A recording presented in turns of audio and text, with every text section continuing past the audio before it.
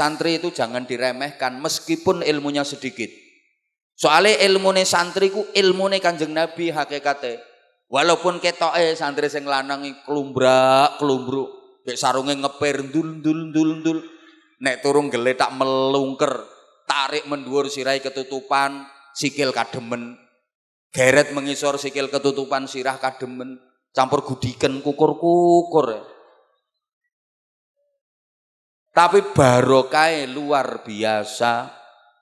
Ya walaupun rodok nakal-nakal sithik. Pokoke gak nemen-nemen. Lho, ana santri diulang ngaji karo kiai ini. Pas nerangno tahrimul ghosab. Keharamane gosop.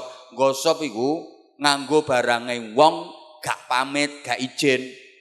Memakai barang orang lain tanpa izin itu namanya gosop. Ngono lho. Diterangno mbek kiai ini, al-ghosabu minal kabairi. Utawi gosop iku setengah saking pira-pira jumlahe dosa gede.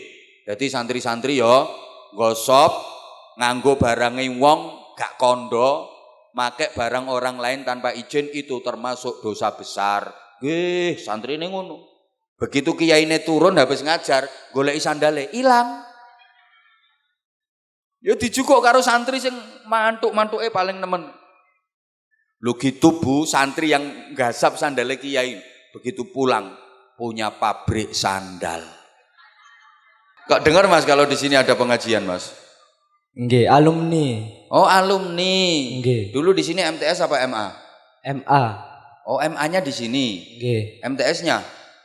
SMP dulu. Oh, SMP terus MA-nya di sini. Nggih. Alumni. Khatam Mas. Khatam. Tapi hanya sekolah aja apa mondok di sini dulu? Mondok. Alhamdulillah. Loh, arek pondok ono sing dadi sopir. Siap gak izin nih cari kentang cari kurbis gak izin. Arek pondok ngene iki. Tepuk tangan untuk Mas Daniel. No. Ini kalau arek pondok, coba lulusan Akpol kon cari kentang, gak kira gelem. Lulusan akademi kedokteran, fakultas kedokteran. Coba apa kon cari kurbis, gak kira gelem. Lek Mas Daniel, gelem. Taman kok ngajong pertama pengen dapat sarung. Mboten, sering lihat ceramahnya di TikTok. Oh, sering lihat ceramahnya di TikTok. Terus kesannya apa? Oke. Kesannya? Ya lucu. Rumangsane ponakane aku be. Lucu terus apa lagi? Seru. Loh, lucu tapi berilmu. Nek sekedar lucu-lucuan gawe apa? Lucunya masuk kabi itu tadi. Bukan hanya lucu tapi kita masuk. Ndak dadi kalau tak masuk. Para alim ulama, bapak-bapak kiai, ibu-ibu nyai, para sesepuh dan bini sepuh, bil khusus pengasuh pondok pesantren Ummul Qura bersama keluarga dalam kepengasuhan pesantren, seluruh pengurusnya, ustadz-ustadzahnya, semuanya yang dimuliakan, yang kita takzimi, pejabat pemerintah dalam semua tingkatan bersama jajarannya, Pak Camat, Pak Kapolsek, Pak Dan Ramil, yang kita hormati, kepala desa, tokoh-tokoh masyarakat dan seluruh tamu undangan, Bapak dan Ibu wali santri, kemudian adik-adik santri putra dan santri putri pondok pesantren Ummul Qura, jamaah sekalian, bapak-bapak, ibu-ibu semuanya yang mudah-mudahan senantiasa mendapatkan hidayah, ma'unah, maghfirah, rahmah, barokah dan ridha Allah Subhanahu wa taala. Saya mengucapkan selamat dan sukses atas terlaksananya Haflatul Ikhtibar ke-40 Pondok Pesantren Ummul Qura, mulai tingkat MI, MTS, MA, Madrasah Diniyah, semuanya mudah-mudahan maslahah, manfaah dan barokah. Pesan saya, jangan pernah menganggap kalau putra-putrinya yang dihaflai ini sudah khatam ngajinya, sudah khatam belajarnya, tapi anggaplah baru khatam pada jenjang masing-masing tingkatan. Jangan dianggap sudah khatam, tapi anggaplah baru khatam.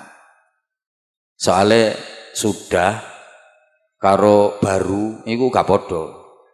Sudah iku wis. Lek baru iku lage. Kalau sudah khatam itu kesannya ndak butuh tambahan lagi. Karena sudah, anakku sudah khatam. Gak perlu tambah maneh. Wis cukup. Tapi kalau anakku baru khatam, masih perlu tambah-tambah dan terus tambah. Padha karo ngene, sampeyan duwe sudah 5 juta, karo sampeyan duwe baru 5 miliar. Seneng di? Baru. Kalau sudah 5 juta itu kesannya wis wakeh, wis gak butuh tambah maneh. Tapi lek baru 5 miliar ada harapan untuk tambah dan terus tambah. Bapak Ibu wali santri, berat ringannya mendidik anak, membiayai anak itu juga tergantung anggapan sampean. Sampean punya anak sudah 2, berat.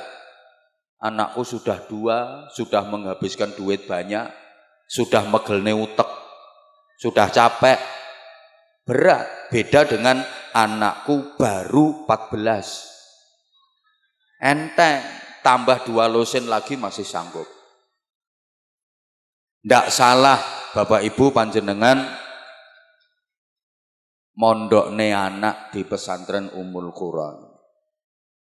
Saya hanya akan bercerita seputar pondok pesantren karena ini ngajinya di pondok. Kalau dirunut sejarah, mulai zaman Allah ngutus nabi dari bangsa Arab Selatan, namanya Nabi Hud alaihi salam, diutus ke kaum Ad. Kalau dalam Quran disebutkan wa ila adin akhahum huda. Kaum Ad ini nakal-nakal. Ringkes cerita, dibinasakan dan dihancurkan oleh Allah. Berarti di Arab Selatan ini gagal. Kemudian Allah mengutus nabi lagi dari bangsa Arab Utara, namanya Nabi Sholih alaihi salam, diutus ke kaum Samud. Wa ila samuda akhahum sholihah. Sama, kaum Samud ini nakal-nakal, dihancurkan oleh Allah. Di Arab Utara juga gagal. Arab Selatan gagal, Arab Utara gagal. Kemudian Allah ngutus nabi lagi, la minal kiduli wala minal lori, bal minat tengai. Tidak dari selatan, tidak dari utara, tapi dari Arab Tengah. Ini dipilihkan dari suku yang terkenal paling fasih lesannya, paling cerdas otaknya, paling gagah tubuhnya, paling ganteng wajahnya. Nabi itu adalah Ibrahim alaihi salam. Dan nabi-nabi sesudah Ibrahim itu semua adalah zuriyah, keturunannya Nabi Ibrahim alaihi salam. Mulai ini ada keberhasilan sukses. Allahumma sholli ala Muhammad. Nah, sekarang ma arsalallahu rusulan illa wa hasanal wajhi. Allah tidak mengutus nabi rasul kecuali berwajah ganteng-ganteng. Nah, kalau sekarang al ulama warasatul anbiya, ulama itu pewarisnya para nabi, kiai itu marisi nabi, titenono. Kiai ku rata-rata ganteng. Meskipun asline gak ganteng, tapi lek wis dadi kiai ada auranya tersendiri. Wis tak lah, sawangen raiku, sawangen. Insyaallah belenek engko sampean. Nabi Ibrahim punya anak dari istri yang namanya Siti Hajar. Anak itu adalah Ismail alaihi salam. Oleh Allah diberi pusaka Masjidil Haram di Makkah. Punya anak lagi dari istri Siti Sarah, nama anaknya Ishak alaihi salam. oleh Allah diberi pusaka Masjidil Aqsa di Baitul Maqdis, Palestina. Makanya sejarah Isra-nya Rasulullah itu napak tilas minal Masjidil Harami ilal Masjidil Aqsa. Masjidil Haram pusakanya Nabi Ismail, Masjidil Aqsa pusakanya Nabi Ishak. Dari Nabi Ismail ini melahirkan bangsa Arab, bangsa-bangsa Timur Tengah itu rata-rata keturunan dari garis Nabi Ismail. Kemudian Nabi Ishak punya anak namanya Nabi Yakub alaihi salam. Ini yang menurunkan Bani Israel. Ini bangsane wong pinter. Bani Israel itu mulai biyen terkenal pinter-pinter, tapi serakah. Sampai saiki Israel itu serakah. Bukan hanya soal ekonomi, nabi pun mau dikuasai. Dulu kalau ada nabi yang bukan keturunan Bani Israel, direbut supaya jadi Bani Israel. Contoh, Nabi Ayub alaihi salam, itu nabinya bangsa Eropa, diutus di Yordania. Akhirnya diambil cucu menantu oleh Nabi Yusuf, dinikahkan dengan Siti Rohmah, cucunya Nabi Yusuf. Kemudian Nabi Ayub diboyong ke Bani Israel. Jadilah kelompok lingkungan Bani Israel, bangsa Eropa, kelangan nabi. Tapi lumayan, meskipun kelangan nabi, sudah pernah punya nabi. Daripada Indonesia, setiap ada nabi pasti palsu. Sekarang ngaku nabi, 2 hari lagi tangkap polisi. Itulah nasibnya nabi-nabi di Indonesia. Allahumma sholli ala Muhammad. Nah, kemudian Nabi Ishak ini punya anak Nabi Yakub punya anak ada yang namanya Ish. Dari Ish ini yang melahirkan bangsa Amerika, Eropa, itu rata-rata keturunan dari Ish.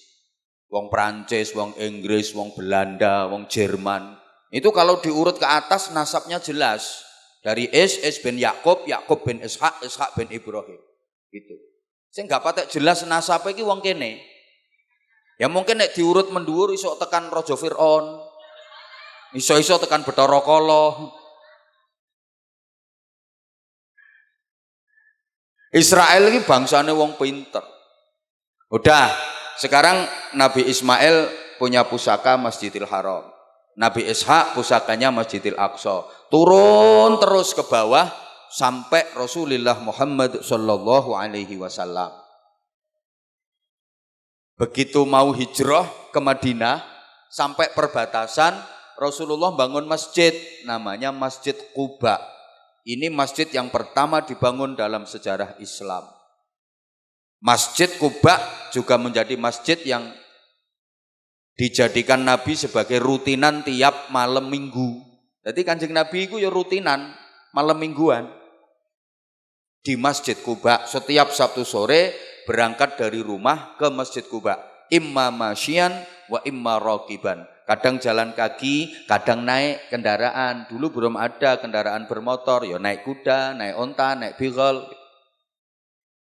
Nah sekarang sholat 2 rakaat di Masjid Quba itu pahalanya sama dengan ibadah umroh sekali. Nanti kalau sampean pergi umroh, amin. Nah, sing gak amin koyoke gak iso mrono. Pasti akan diajak ziarah ke Masjid Quba itu, karena itu termasuk tempat bersejarah. Tanyakan ke jamaah yang sudah pernah haji, pernah umroh, pasti ke Masjid Quba itu. Sholat 2 rakaat di Masjid Quba, pahalanya sama dengan ibadah umroh sekali. Sholat 4 rakaat di Masjid Quba, ya sama dengan umroh 2 kali. Terus Kanjeng Nabi sampai tujuan Madinah, bangun masjid lagi. Sekarang kita kenal dengan nama Masjid Nabawi di Madinatil Munawwarah. Ini nanti ada sejarahnya dengan pondok pesantren. Orang kalau ke Masjid Nabawi, mudah-mudahan semuanya bisa ke sana. Tanganku nyudeng nanti mbok amini. Rono kok amin. Sing teliti to mau amin. Kalau ke Masjid Nabawi, itu yang menjadi target utama pasti Raudhah. Sampai pengen ke Raudhah itu sekarang antri, harus punya tasreh. Kalau nggak ada tasreh, surat izin, nggak bisa masuk ke Raudhah. Kenapa? Yang menjadi tujuan utama kok raudhah karena memang itu tempat istimewa. Setelah menentukan tempat yang namanya raudhah, ma baina baiti wa mimbari, kata Nabi, raudhatun min riyadil jannah. Tempat antara rumahku sampai dengan mimbarku adalah taman surga. Loh, kenapa yang disebut taman surga hanya tempat itu? Kok enggak seluruh bangunan Masjid Nabawi disebut taman surga? Sisan kabeh po. Bangunan masjid itu kabeh diarani taman surga. Enggak. Hanya tempat yang ukurannya kurang lebih 26 kali 12 meter panjang lebarnya. Kenapa itu saja yang disebut taman surga? Karena di tempat itu Rasulullah mendirikan pondok pesantren. Jadi pondok pesantren itu sudah ada mulai zaman Rasulullah. Di tempat itu Rasulullah mendidik sahabat-sahabatnya, mengajar santri-santrinya. Ya di tempat itu. Maka tempat itu disebut taman surga. Sehingga semua tempat di dunia ini yang di situ dibangun pondok pesantren, insya Allah kelak akan diangkat Allah menjadi bagian dari taman surga, termasuk pondok pesantren Ummul Qura. Siapa yang menjadi penghuni taman surga itu? Ya pengasuhnya, pemimpin-pemimpin pesantrennya, ustadz-ustadzahnya, pengurus-pengurusnya, santri-santrinya semuanya. Termasuk wali santrine. Amin Allahumma amin. Nek sahriyae gak nunggak. Sing guyu bantere ketoke sik ndek tunggakan 4 wulan. Ada loh, udah haflah loh, masih nunggak sahriyah 4 bulan. Ada ini orangnya agak gemuk. Duduknya sembujung orangnya. Langsung silo saiki.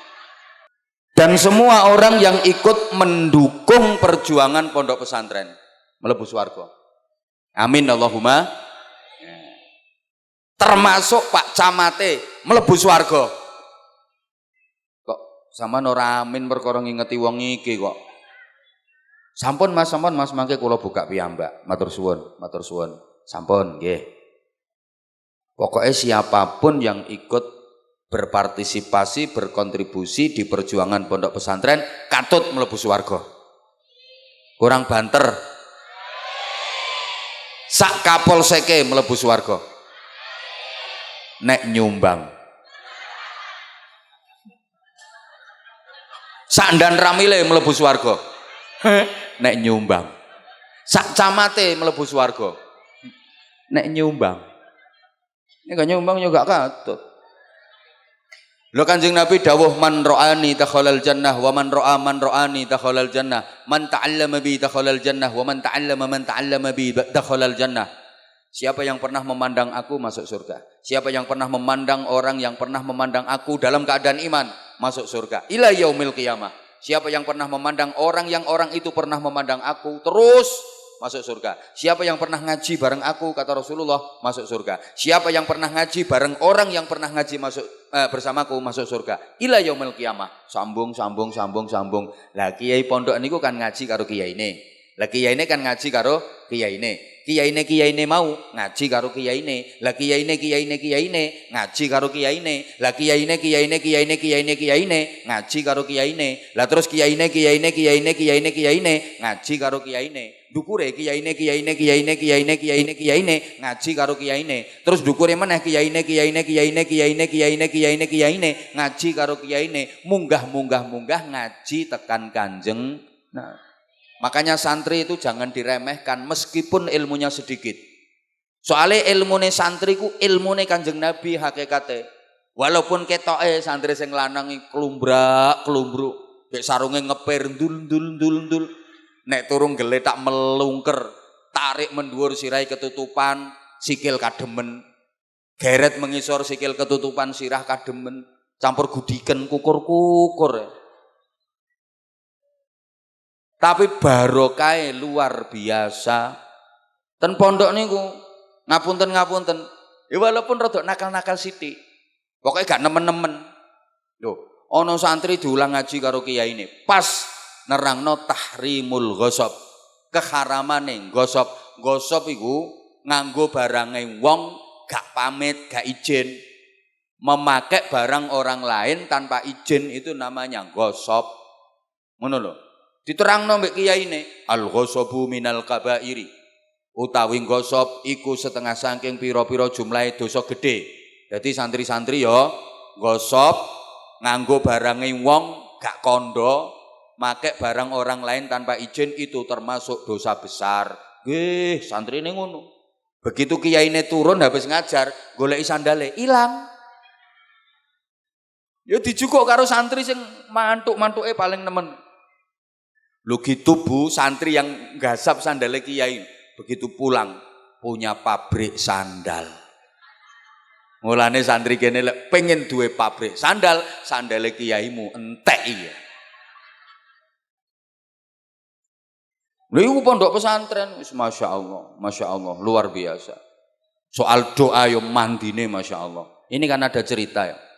Ada santri Madura mondok di pesantren Jawa. Dia nggak bisa bahasa Jawa, nggak ngerti bahasa Jawa, ngomongnya pakai bahasa Indonesia. Lah santri Madura ini punya hobi unik. Dia punya hobi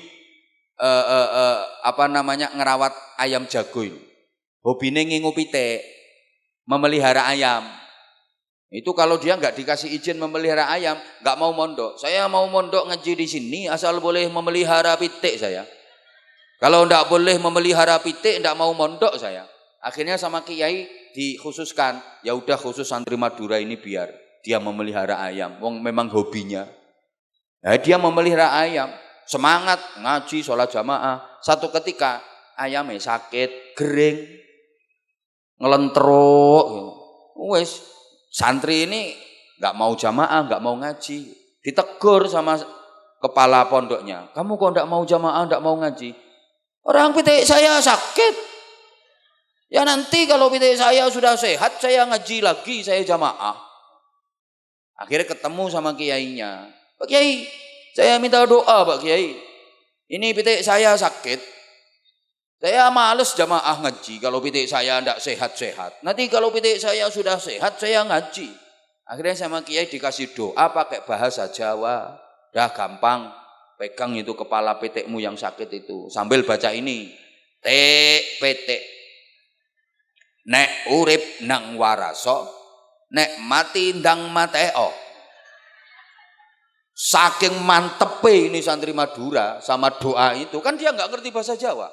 Langsung dia ke kandang. Pitik sing ngelentruk, ngenderek, pegang kepalanya, cek, pitik. Nek urip ndang waraso, nek mati ndang mateo. Kuasane Allah. Pitik habis dibacakan doa itu saking mantepe, langsung jenggereng keluruk mabur pitik. Sehat seketika. Lah pitik sehat, kiyaine sing ngekeki donga gering.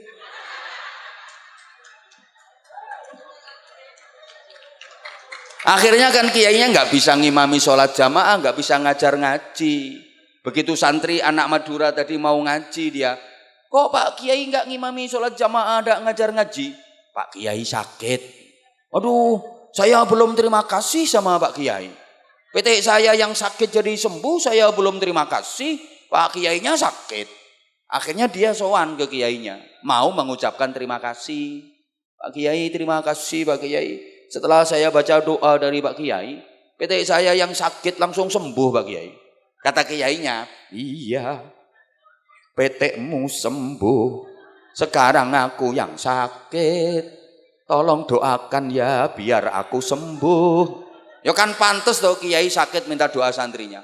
Langsung dia berdiri. Begitu kiainya bilang tolong doakan aku biar cepat sembuh. Langsung berdiri, sirai kiai ini dicekel. Cek ngetik pitik. Lek urip ndang waraso, nek mati ndang mateo. Wah kiai ini ketawa kepingkel-pingkel. Wah, keringet drodosan metu kabeh, waras kiai ini. Loh, barokah mondok.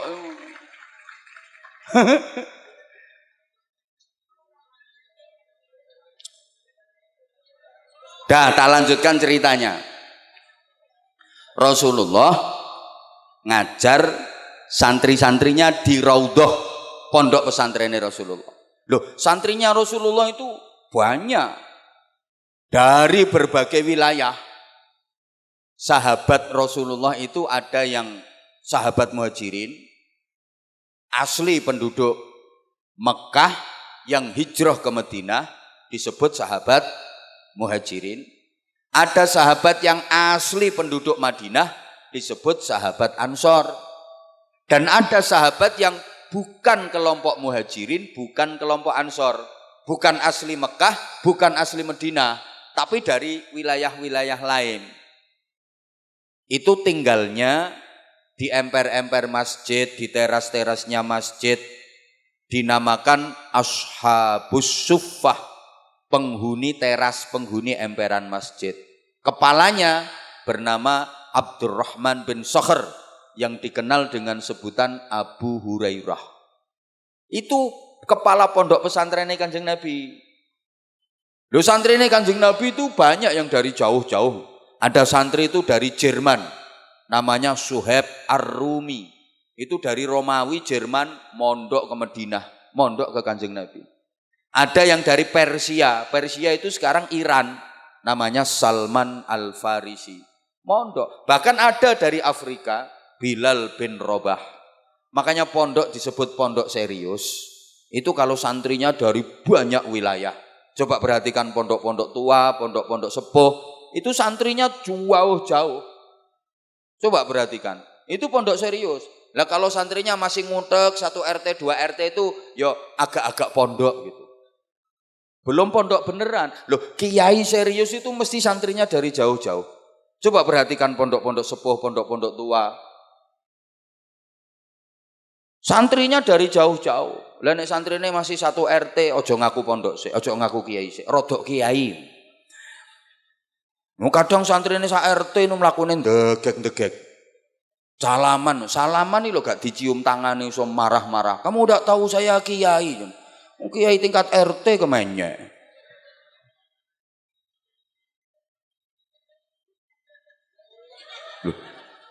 Loh iya memang begitu. Nah, Rasulullah ngajar sahabat-sahabatnya itu bersama istri yang bernama Sayyidah Aisyah radhiyallahu taala anha, sampai Nabi menyatakan inna ahabban nisa ilayya Aisyah wa inna ahabbar rijal ilayya abuha. Wanita yang paling aku cintai itu Aisyah. Laki-laki yang paling aku cintai itu bapaknya Aisyah, Abu Bakar Siddiq. Kenapa Sayyidah Aisyah paling dicintai di antara istri-istrinya Nabi setelah wafatnya Sayyidah Khadijah? Apakah karena kecantikan Sayyidah Aisyah? Bukan karena kecantikannya. Memang Sayyidah Aisyah itu cantik, luar biasa, cantik. Cara kene kaya endi ya? Coba. Izin ya, tak nyari aku, izin. Izin Pak Camat, Pak Kapolsek, Pak Dan Ramil. Kesempatanku ya nek ngene iki tok. Ya, siapa tahu di sini ada Aisyah itu seperti mana ya. Kayak ireng yo ngacung. Bentar, enggak ngono, Sayyidah Aisyah gak ireng ngono. Kayak kelemon kayak. Gak sebelah sini enggak ada. Coba yang sebelah sini ya, mana ya? Gak usah ngacung, gak nyadar. Masa Aisyah ngono. Ndoweh-ndoweh ngantuk ngaku Aisyah. Sini. Wah, ini cantik-cantik semua yang sebelah sini. Tapi maaf, nggak ada yang selevel Sayyidah Aisyah. Bukan berarti sampean nggak cantik, tapi kalau sampean dibanding sama Sayyidah Aisyah, sorry ya, kamu nggak level kamu. Cantik banget emang. Tapi bukan karena itu Rasulullah paling mencintainya. Kenapa? Ya karena Sayyidah Aisyah itu ikut mengajar bersama dengan Rasulullah. Maka dari semua istri Rasulullah yang paling banyak meriwayatkan hadis Sayyidah Aisyah. Itu masalahnya. Kalau cantik ya semuanya cantik. Ummul Mukminin, garwa-garwanipun Kanjeng Nabi. Terus Rasulullah ngajar sahabat. Udah, sahabat punya santri lagi namanya tabi'in. Tabi'in punya santri namanya tabi'it tabi'in. Kan sama lek tahlilan, lek tawasul kayak kan. Washabati wat tabi'in, wa tabi'it tabi'in. Ngono nggih. Allah zaman gak ngerti ya wis jawab nggih no lho, urusane cek cepet kok. Nggih? Nah, nek ngono kan ketara oonmu. Nih, Rasulullah mengajar sahabat. Sahabat mengajar tabi'in. Sampai kalangan tabi'in ini dinyatakan farubba muballighin au'a min sami'in. Wakeh wong sing dikandani ternyata lebih bisa menampung ilmu daripada wong sing krungu langsung. Banyak orang yang dibilangi itu lebih bisa menampung ilmu daripada orang yang mendengar langsung. Yang mendengar langsung dari Rasulullah adalah sahabat. Tabi'in tidak mendengar langsung dari Rasulullah, tapi lebih bisa menampung ilmu. Ini kalau kalangan santri meneliti, disiplin keilmuan itu rata-rata lahirnya pada masa tabi'in. Nahwu, sorob, tafsir, qawaid, itu adanya pada masa tabi'in. Sahabat mosok kenal ilmu nahwu. Sampeyan tahu krungu sahabat nyeritakno hal, maf'ul mutlak, fi'il madhi, fi'il mudhari? Ndak ada. Ya Allah, kok koyo gak paham ngono tak critani ngene. Ya sampean gaya-gaya manggut-manggut ngono lho, Pak. Iki soalnya ning pondok pesantren, bahasane ya kudu ngene. Ngaji itu harus disesuaikan di mana ngajinya. Ceramah sing larang iki modele ngene iki. Lho ya lihat-lihat to, mosok ngaji ning pondok kok nerangno ngantenan, sunatan, ketara penceramah kurang materi. Ya harus disesuaikan gitu loh. Wes. Banyak tabi'in yang tidak mendengar langsung dari Rasulullah, tapi ternyata lebih bisa menampung ilmu dibanding sahabat yang langsung mendengar dari Rasulullah. Sehingga kiai dikatakan sukses itu kalau punya santri yang reputasinya melebihi kiainya. Guru dikatakan berhasil kalau punya murid yang prestasinya lebih hebat daripada gurunya. Orang tua disebut sukses kalau punya anak yang lebih hebat kapasitas dan prestasinya daripada orang tuanya. Dan kiai akan merasa bahagia sekaligus bangga jika punya santri, murid, anak didik yang keilmuannya melebihi dirinya. Pasti bangga. Gak ono kiai wedi disaingi santrine iku gak ono. Kapan ono kiai kok wedi kesaingan ambek santrine, kowe gak patek kiai. Ojo sampai kiaiku luwih alim teko aku, lak kalah saing aku. Duduk kiai. Lek kiai temen punya murid, punya santri kok alim bahkan bisa melebihi dirinya. Alhamdulillah, bangga ikut mengantarkan keilmuan santrinya. Ki paham tak gak gitu omongin ini. Iki ya penyakit kiai-kiai di kampung-kampung itu biasanya. Ini penyakitnya kiai-kiai di kampung-kampung. Kalau ada generasi muda yang alim yang mau muncul, ndak diberi kesempatan, takut tergeser kedudukannya dia. Bahaya ini nanti anak ini kalau diberi kesempatan khutbah, aku gak duwe kesempatan nyekel teken aku. Akhirnya kok sing dikokon apa-apa anak iki aku lah gak kanggo aku. Iki penyakitnya kiai no kampung-kampung no desa-desa sampai wis tuwa, sik khutbah ngadege wis gak jejeg. Terutama di kalangan NU. Mulane wong NU nek khutbah nggawa teken. Soalnya sik khutbah wis tuwek, kuwatir ambruk. Ya bukan karena itu. Ya, sunnahnya pakai tongkat. Aslinya ngono. Cuma harusnya ada kaderisasi dan regenerasi dong. Kalau sudah sepuh, ya ini suatu saat nanti kalau sudah meninggal, generasi mudanya estafet sudah ada yang melanjutkan. Harusnya bangga. Kalau di masyarakat situ ada pemuda yang punya potensi, punya bakat. Wah, alhamdulillah. Nanti kalau aku sudah meninggal, dia yang akan melanjutkan ke kepemimpinan di sini. Ngono mestine, wedi digeser. Ada nggak yang seperti itu? Ada, tapi orangnya nggak datang. Ini kelemahannya di situ. Dan itu nggak harus anaknya, nggak harus anak kandungnya si kiai itu. Bisa orang lain, anaknya orang lain kalau punya bakat, punya potensi, oke. Harus, nah, umumnya kan enggak. Harus pewaris. Harus anak kandungnya. Ya kalau anak kandungnya mampu. Lah ini anak kandungnya merek L2. Lolak-lolok, longak-longok, lepa-lepo. Lo mau jadi apa nasibnya agama? Gitu loh. Makanya Rasulullah diwafatkan di usia yang masih standar dan ideal untuk menjadi pemimpin, 63 tahun. Agar estafet kepemimpinan berikutnya jalan. Dan yang meneruskan bukan putrane Rasulullah kok. Paham? Paham? Wes, paham karepmu, gak paham ya muga-muga paham. Wes, aja rewel, saiki hitungane per menit. Lah, orang tua dikatakan sukses itu kalau punya anak lebih hebat daripada orang tuanya. Saya yakin, maaf, orang tuanya Pak Camat, orang tuanya Pak Dan Ramil, orang tuanya Pak Kapolsek, beliau orang hebat. Buktinya, punya anak jadi camat, punya anak jadi Dan Ramil, punya anak jadi Kapolsek. Padahal mungkin, maaf, orang tua beliau tani, izin Pak Kapolsek. Bapaknya izin. Profesinya bapaknya mungkin petani, Pak Dan Ramil barang. Mungkin Pak Camat juga. Tapi anaknya lebih hebat. Bisa jadi camat, Dan Ramil, Kapolsek. Gitu. Bapaknya beliau yang hebat, bukan beliau. Yang hebat bapaknya. Loh, Pak Camat ini sukses apa enggak? Lihat dulu nanti anaknya Pak Camat. Nah, kalau anaknya Pak Camat bisa jadi sekda, apalagi bisa jadi bupati, sukses Pak Camat. Lah bapaknya camat, anaknya ketua RT. Gagal sebagai orang tua, gak terima, silahkan turun. Loh iya.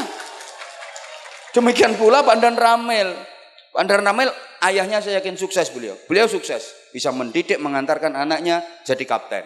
Nah sekarang Pak Dan Ramil ini sukses apa enggak? Ya tergantung. Kalau anaknya nanti jadi kolonel minimal, ya, jadi letkol, sukses, apalagi putrane ku bintang, jadi pangdam misalnya. Sukses Pak Dan Ramil.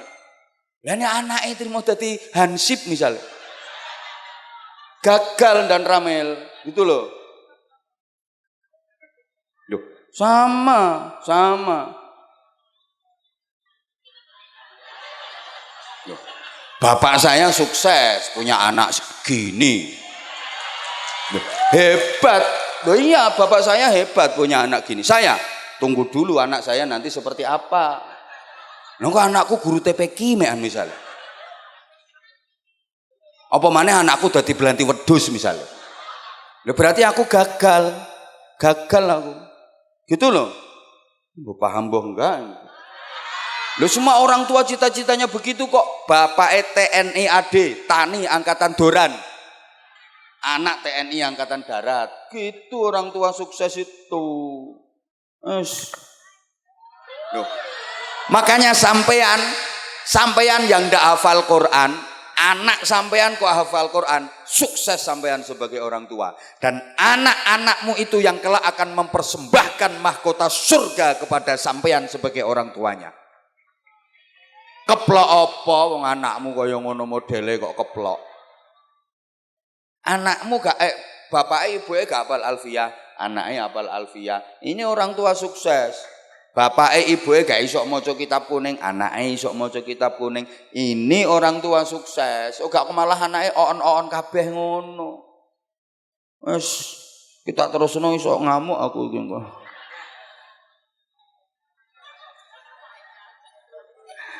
Dah mudun turun terus mudun sampai ke Indonesia.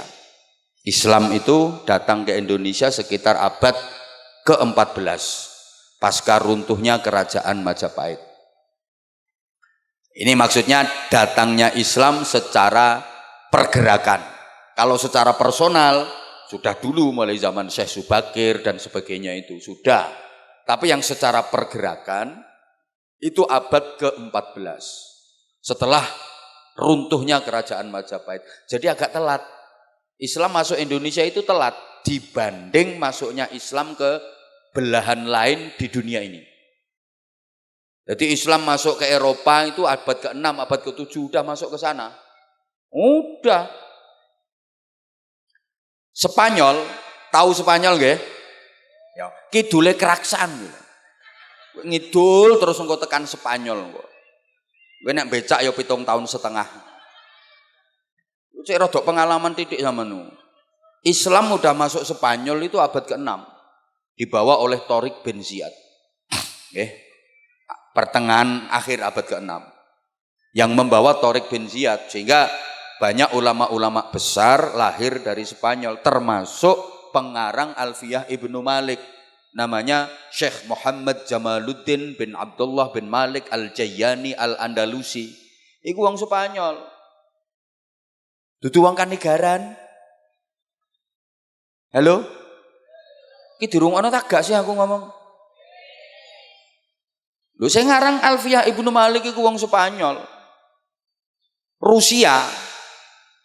Itu udah dimasuki Islam awal-awal abad ke-7. Mulane sampean nek maca hadis rawahul Bukhari, ini hadis riwayat Imam Bukhari. Iku wong Turkistan, wilayah Rusia kono. Rumangsamu Imam Bukhari tanggomu bakul sego goreng iki.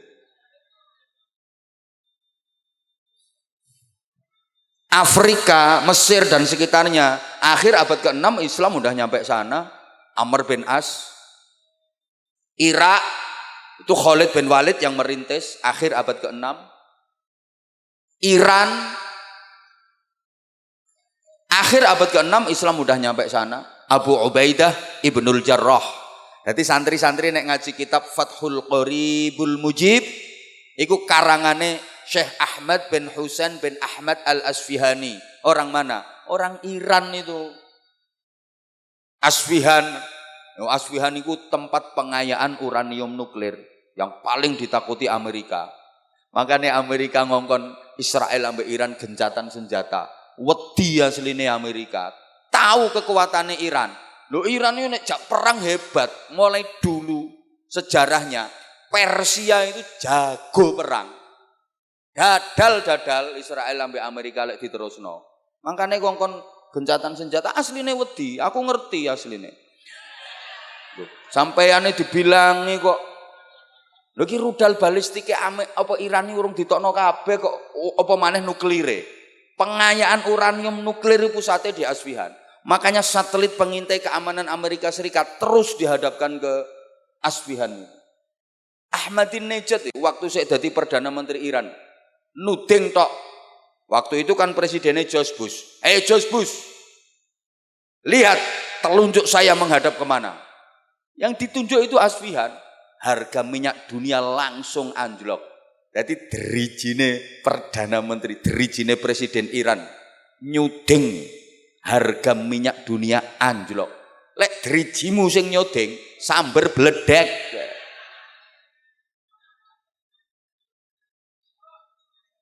Ayo coba. Jadi Amerika yang katanya negara superpower, negara adidaya, takut sama nuklir. Kayak kalah karo wong Indonesia. Indonesia gak wedi blas sampai nuklir. Nuklir masuk Indonesia, demplok ambek wong Probolinggo, wong dadi bakso. Bakso nuklir. Wong Probolinggo iki sakti-sakti. Bakso, granat. Granat ya dipangan ambek wong Probolinggo. Malah ya Allah, ning Surabaya iki ana rawon setan. Soto gendruwo. Wong Indonesia ki setan dipangan, gendruwo dipangan. Aku iki mau lewat ya ana nasi bebek sambel mercon. Wong kene iki sambele mercon. Sakti-sakti wong Indonesia. Tongseng ya dipangan. Kapal selam dipangan. Lho arek cilik-cilik lho panganane molen. Ayo coba. Wong Indonesia ki sakti-sakti. Amerika bangga apa? Udah bisa sampai ke bulan. Paling ning bulan cuma ngencepno gendera masang satelit ngono bangga. Wong Probolinggo ki nek belanjae di matahari. Kurang panas ya apa ayo. Sakti-sakti wong Indonesia gulone batu ambek pasir. Ayo coba ibu-ibu iki sore-sore mangan jajan kletis-kletis. Mangan apa, Bek? Kopeng gajah. Amerika gak kira wani ambek Indonesia. Indonesia ki sakti-sakti kok. Loh, akhir abad ke-6 awal abad ke-7 Islam wis tutuk endi-endi. Lah masuk Indonesia abad 14 telat. Mangkane lek ana acara opo ae lek nduk nggone Indonesia iki ya wajib telat. Dadi ceramah diundang jam 9:30, jam 11 sik tas teko iki cocok iki. Ini bukti bahwa ini Indonesia. Kalau nggak telat bukan Indonesia namanya. Berarti semakin telat semakin Indonesia. Berarti cocok karo fitrah sejarah. Wong sejarah masuknya Islam ke Indonesia telat. Mulane masyarakat kita ini gaya acara opo ae wajib telat. Undangan jam 8 tekoe jam 09.00. Apa maneh wong NU. Basul Masail iki undangane jam 8 isuk, prakteknya mari asar. Jadi semakin telat semakin NU. Nek gak telat gak Indonesia, mulane aja kaget. Telat itu identik dengan ketinggalan. Ekonomi ketinggalan, budaya ketinggalan, politik ketinggalan. Telat. Mulane ono lagune itulah Indonesia.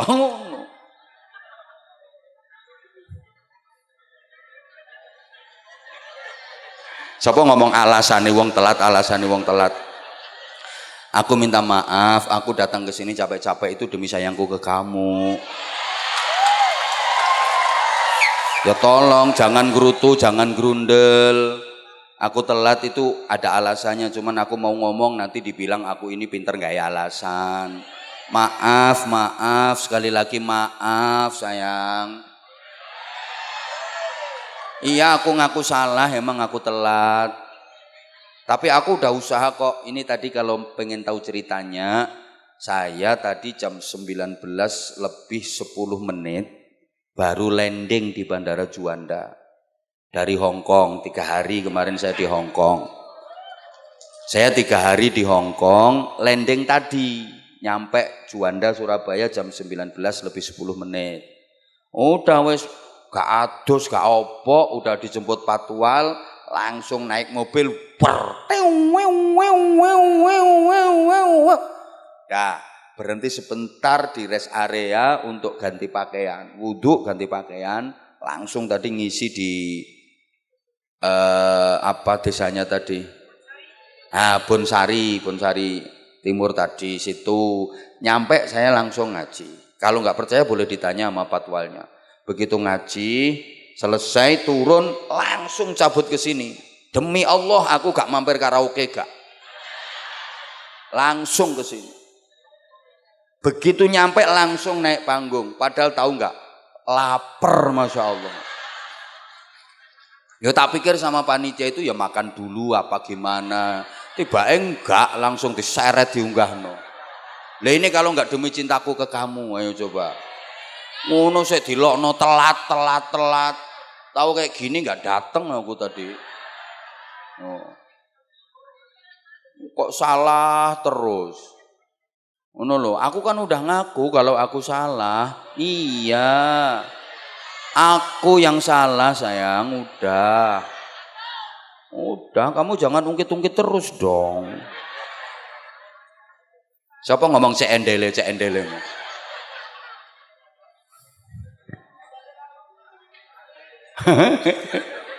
Lah udah dibawa oleh para wali, para ulama, para kiai bikin pergerakan Islam melalui wadah yang dicontoh Rasulullah.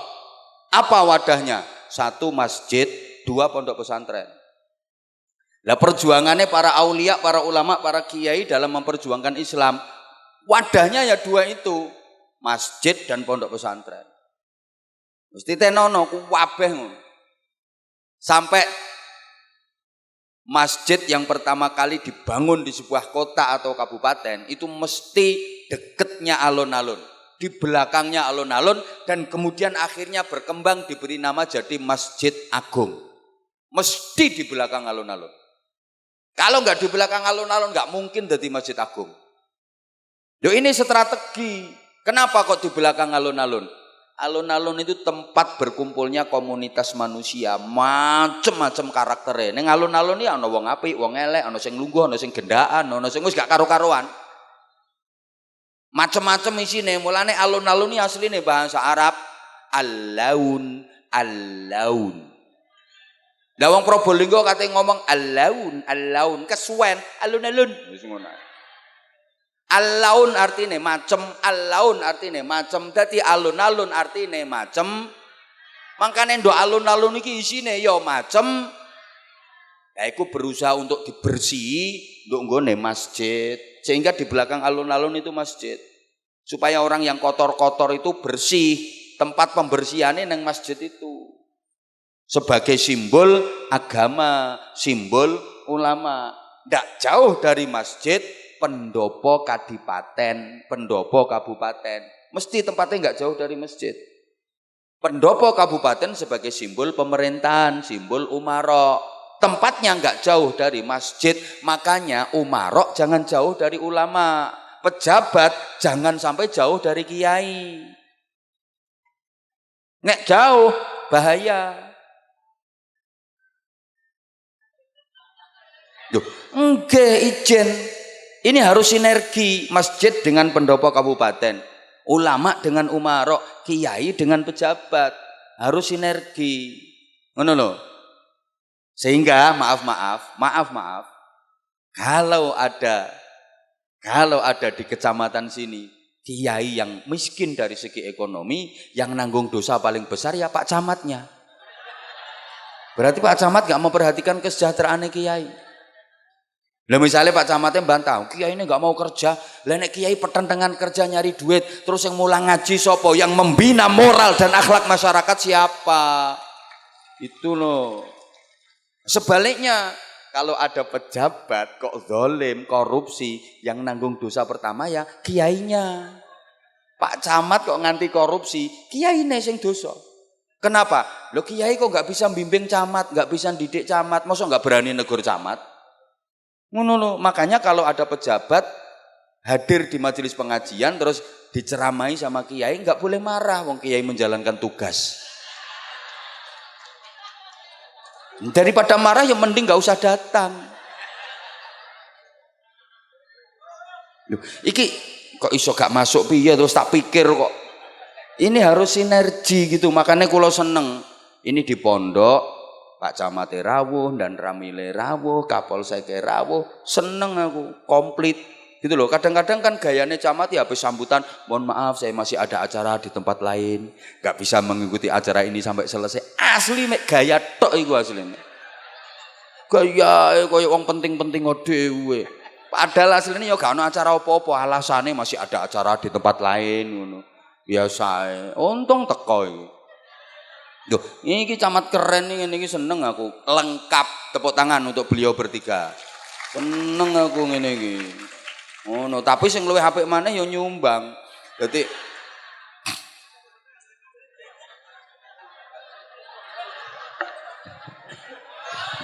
ini yang untuk masjid, mohon maaf saya nggak bisa menguraikan. Nanti kalau diundang lagi acara Isra Mi'raj.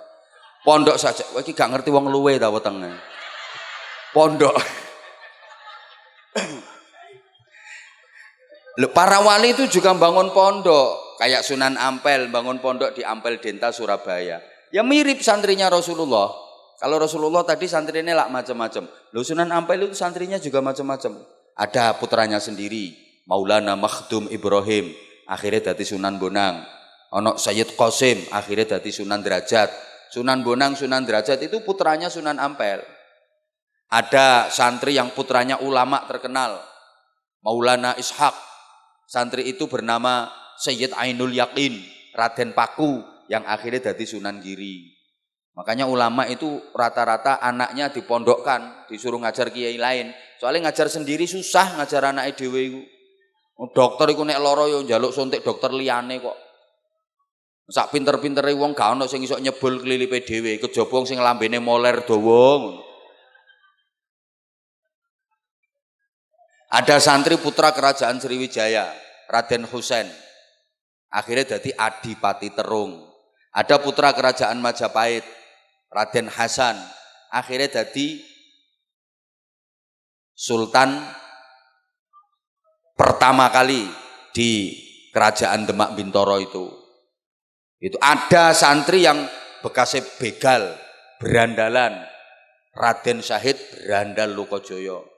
Akhirnya dadi Sunan Kalijaga. Nah iki wong berandalan nih lho dicekel kiai, iso dadi wali, julukane Sunan Kalijaga. Lha sing nyekel duduk kiai, ya iso dadi Sunan Jogokali. Mbok tukang mancing, mbok tukang ngising.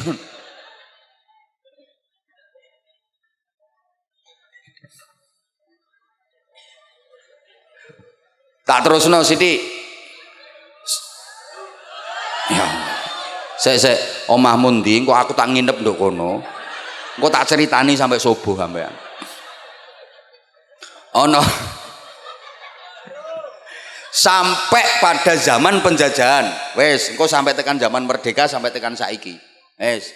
Lho sampai masa penjajahan ternyata para kiai pondok pesantren yang berhasil menggelorakan semangat perlawanan melawan penjajah. Kok para kiai? Iya. Masyarakat itu mulai dulu itu percayanya sama kiai. Betul? Ya, mulane sampai saiki. Calon-calon nih mbok calon dewan, calon kepala daerah, lek kate pilihan mesti demek-demek maromai kiai. Tapi ngono wis dadi kiai ini ditinggal. Nelongso nasib kiai-kiai iki. Loh kenapa? Loh kiai ku pinter menggerakkan umat, menggerakkan masyarakat. Ngono loh. Halo.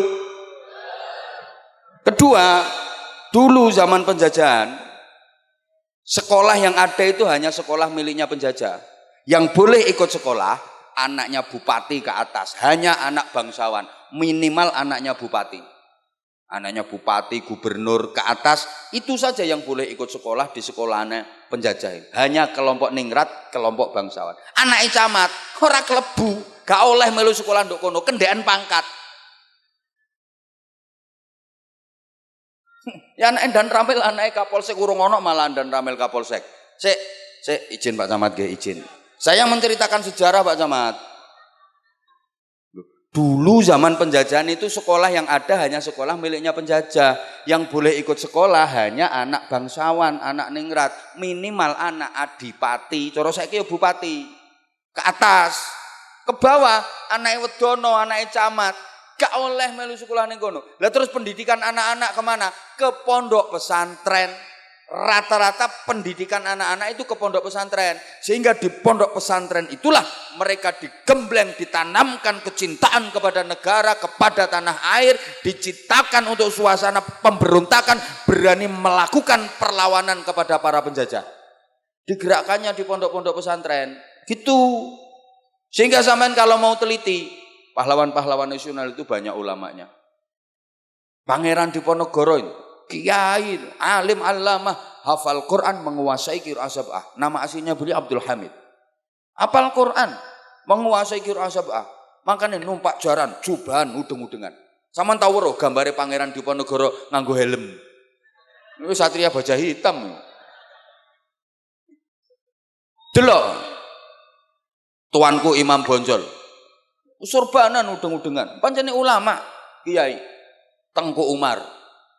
Sultan Hasanuddin, ulama-ulama, Kiai Mojo, banyak ulama-ulamanya, gitu loh. Lah, saiki 10 November Surabaya ini perang melawan tentara sekutu. Sekutu itu duduk seneng dasmu iku lak kutu iku. Sekutu itu gabungan tentara Amerika, Inggris, Belanda. Coba, siapa itu yang memimpin pertempuran? Lho iku komandone Mbah Hasyim Asy'ari, tokoh majelis memberi komando. Arek-arek Surabaya, rakyat masyarakat bareng karo panglima-panglimane, senopati-senopatine, komandan-komandane, para ulama, para kiai, pasukane santri-santri berbaur dengan masyarakat. Sampai sing mateni pimpinane tentara sekutu jenenge Brigadir Jenderal Malabi. Santri ku sing mateni, dudu tentara, dudu polisi, jendan. Lah polisi tentara waktu itu durung lahir, durung ono. Lahir TNI lo kapan? Tahun berapa? 1945. Wis mari merdeka. Disian Banser lo, Banser tahun 1937. Dadi Banser KKE TNI. Wis melu perang. Mulane seragame amoh saudara tua kok. Banser iki kakake TNI, mangkane ngalah karo adike, moh nampa bayaran, ceke bayarane dipek adike, kakake cukup berkat ngono ae. Sing mateni Jenderal Malabi, pimpinan tentara sekutu izin, bukan tentara, bukan polisi. Waktu itu TNI belum ada, Polri belum ada. Sapa sing mateni? Santri. Loh, aku ngerti dhewe pas nonton filmnya iku. Dadi Lho film kan fakta sejarah. Ayo, sapa sing kate bantah ayo. Tentara gurung ono, apa maneh polisi malah wis kari ku polisi. Polisi kari wisan. Gak tau perang moro-moro dadi dan ramil. Enak. Perang ping piro iku. Sing kiai-kiai kae lho, kiai-kiai ku ikhlas kok. Berjuang wis gak kepengin pangkat, gak kepengin bayaran. Lho ngono lho. Lho masyarakat biyen iki manute karo kiai. Sampai saiki ana apa-apa ya mara kiai kok anak nakal ya mara kiai. Kiai minta berkatuannya kiai. Tang putu nakal kiai. Anak kula nakal kiai. Nakale ya apa? Pokoke nakale 17 derajat kiai. Kaya fadilah salat jamaah. Disowok ambek kiai waras nakale. Ngono. Bojo kula wis meteng 10 ulan kiai. Tulung lahir-lahir kiai. Biyen niku bojo meteng tuwa gak lahir-lahir marang kiai. Wis 11 bulan mengandung belum lahir. Gampang ngene, sowok pendobolan. Gauyang banyu wetenge ya perocot lahir. Biyen ngono. Utang kula kathah kiai. Untungane cepet lunas utang kiai. Gampang wacana ayat kursi 1000 kali gak atik ambekan. Yes, ayat kursi ping 1000 tanpa nafas. Lunas sak wong-wonge. Bojo kula cerewet kiai, minta doa ge mbungkem cangkeme wong wedok. Padahal kiai ini sik tas mari dicelathu bojone. Wis gampang kek ana iki wacana iki summum bukmun umyum fahum la yarjiun. Padahal iki ge mbungkem cangkeme kirik padahal. Dulu semua ke kiai. Makanya kiai pula yang berhasil menggerakkan masyarakat untuk menanamkan semangat patriotisme melawan penjajahan. Ngono, perane pondok pesantren ini jangan dianggap, jangan dipandang sebelah mata. Halo? Halo? Diterusno tak gak ini? Makanya di awal-awal kemerdekaan, Bapak Pendidikan Nasional Ki Hajar Dewantoro menghadap Bung Karno, presiden pertama, dimintai saran. Apa saran Bapak Pendidikan Nasional untuk Indonesia ke depan? Paduka yang mulia Presiden Republik Indonesia, pesan saya, jangan pernah menomorduakan madrasah-madrasah, jangan menganaktirikan apalagi meninggalkan pondok-pondok pesantren, karena lahirnya Republik Indonesia ini cikal bakalnya adalah dari pondok-pondok pesantren. No. Jadi pondok pesantren melahirkan kemerdekaan. Kemerdekaan baru melahirkan sekolahan. Setelah Indonesia merdeka kan baru dibangun sekolahan. Berarti sekolahan itu cucunya pondok pesantren. Nek diurut, sekolahan itu cucunya pondok pesantren. Mulane pejabat itu putune kiai.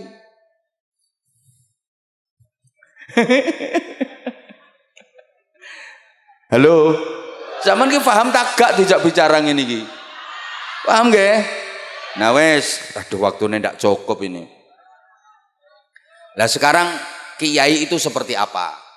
Gini ya, disebut ulama. Kan pondok pesantren ini untuk mencetak kader-kader ulama. Lah ulama itu seperti apa? Maaf, ulama itu bukan hanya kompetensi di bidang ilmu pengetahuan saja, bukan hanya man lahu ilmun syamilun, bukan hanya sekedar pinter syaratnya jadi ulama. Sorry, maaf. Lah kalau misalnya standar ulama itu yang paling pinter, yang paling layak menyandang titel ulama adalah Fadilatil Mukarram Syekh Google radhiyallahu anhu. Apa pinter iku sampean takoni apa iso jawab. Lah nek ukurane ulama itu penting pinter, bukan hanya kompetensi di bidang ilmu pengetahuan saja, tapi harus wa'arifun bimasalihi man haulah. Mampu menjadi pemimpin sosial kemasyarakatan. Itu standar ulama itu bukan hanya pinter tok. Oi. Mulane lenggone pondok ini anak-anak santri bukan hanya dididik untuk menjadi pinter. Ya alim, ya abid, ya arif. Bukan hanya taklim, tapi ada tarbiyah, ada riyadhah. Ini keunggulan yang tidak dimiliki lembaga manapun selain pondok pesantren. Allahumma sholli ala Muhammad. Nah, sakniki wis mulai santri-santri sakniki niku sudah gak patek gelem riyadhah. Santri-santri saiki do gak patek gelem tirakat sak kiyaine pisan.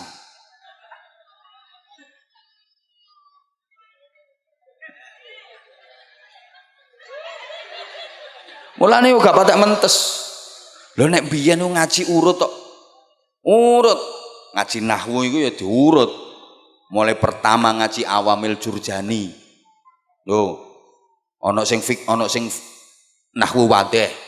Baru munggah matan Al-Ajrumiyah. Baru engko terus bar kuwi Mutammimah, Imriti, munggah Alfiyah, munggah Ibnu Aqil. Urut. Fikih yang ngono diurut.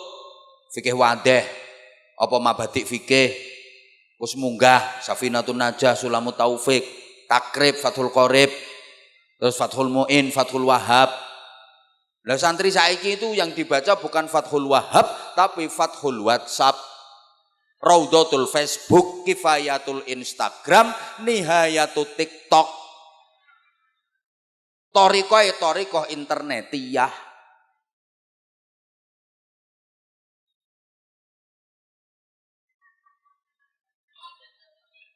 Cocok wong bapakne sak makne ya setel.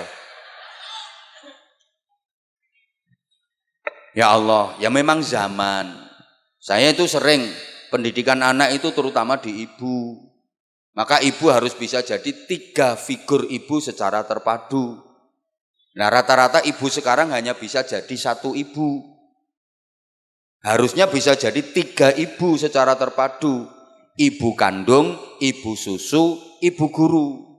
Ibu kandung yang ikhlas, ibu susu yang tuntas, ibu guru yang cerdas, mendidik anak di usia emas agar anak hebat dan berkualitas. Loh Rasulullah ada ibu kandung, ada ibu susu, ada ibu guru. Ibu kandungnya Sayyidah Aminah, ibu susunya Halimatus Sa'diyah, ibu gurunya Ummu Aiman, nama aslinya Barokah binti Sa'labah. Semuanya manusia meskipun terpisah. Anak-anak sekarang ibunya juga 3, tapi yang 2 bukan manusia. Kalau anak-anak sekarang ibu kandungnya Siti, ibu susunya sapi, ibu gurunya wifi. Lho ceramah sing larang iki ngene iki.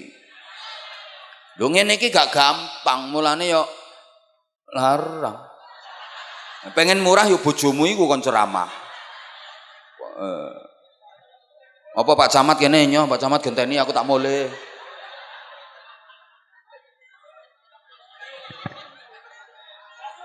Tuh, sehingga